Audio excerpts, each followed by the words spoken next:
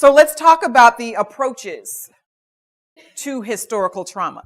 We talked about the responses to it. We went through the historical context. We even went through some approaches with your clients.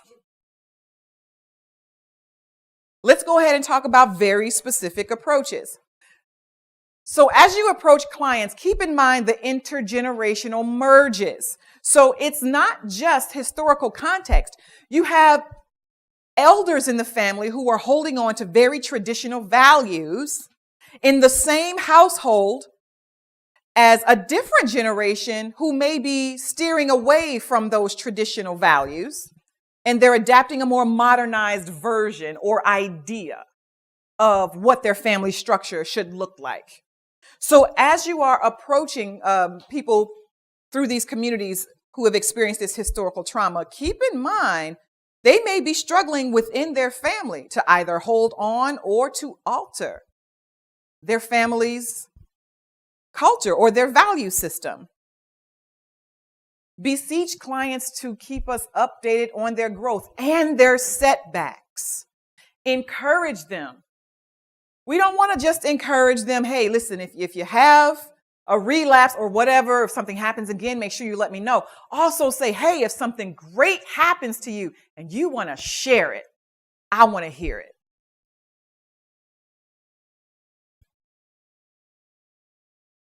Approach these communities as heart work, not hard work. What I mean by that, we don't want to get so emotionally attached that we end up experiencing vicarious trauma. That's not what I'm talking about. I mean approaching the industry as something that's going to come from your heart. I'm talking about the passion, the whole reason you decided that you want to help people. That's the approach. Because when you have it in your mind, oh man, this is hard work, it actually becomes harder. You keep saying it's hard. It doesn't get easier when you keep saying it's hard. Approaching it is hard. This is something I had to do. So you can imagine after hundreds of thousands of people that I speak in front of, they stay in touch with me. And I have to remind myself that what I'm doing is heart work. And when I look at it from that perspective, it becomes a lot easier for me to address them individually. Inbox gets flooded. I answer every single one of them. Every soul is important. If I know that I've touched your heart, I'm not letting it go, especially if you reach back out to me. I'm not going to reach out to you and then let you go. But when I approach it as heart work, it makes it just a little bit easier. Understand the probability of cultural biases. They are likely sitting in front of you with those societal assumptions hanging all over them. All over them. So as you're approaching it, being mindful of the type of questions that you ask, be mindful that they already know how most people view them without getting to know them. So our approach has to be very neutral. Encourage training to help them deal with unsettling circumstances. Sometimes people's circumstances are beyond our level of expertise.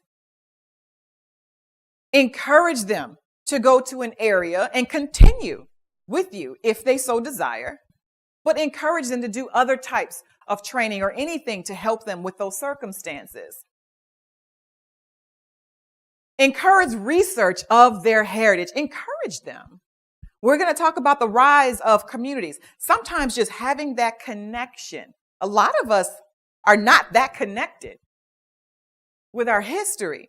Sometimes knowing how rich your culture is gives you a sense of connection and belonging.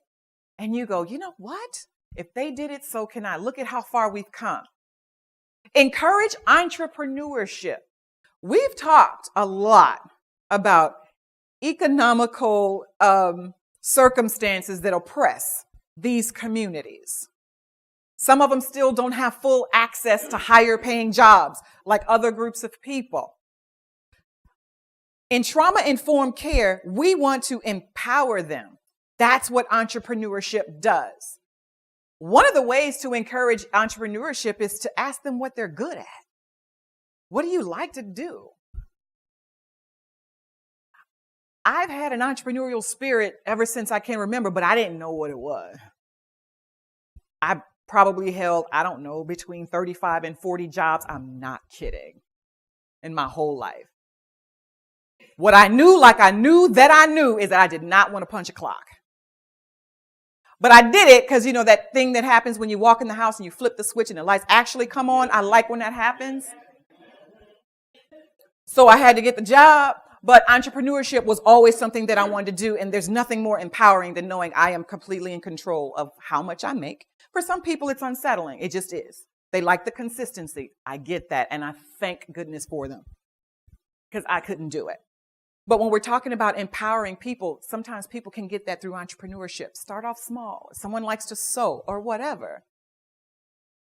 Don't force a theoretical model of change. This is that one size fits all. Well, my training tells me that based on these circumstances, they'll probably need to go through this, this, and this without fully understanding who they are.